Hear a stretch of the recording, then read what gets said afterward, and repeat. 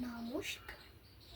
আজকে আমার নিবেদন ভবানী প্রসাদ মজুমদারের লেখা কোকারুপ্পি জগৎ।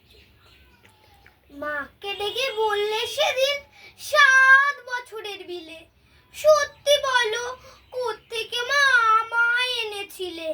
মুচকি এসে মা বললেন, চড়ক পুজোর দিনে নিউ মার্কেট থেকেই তোকে এনেছিলাম কিনে।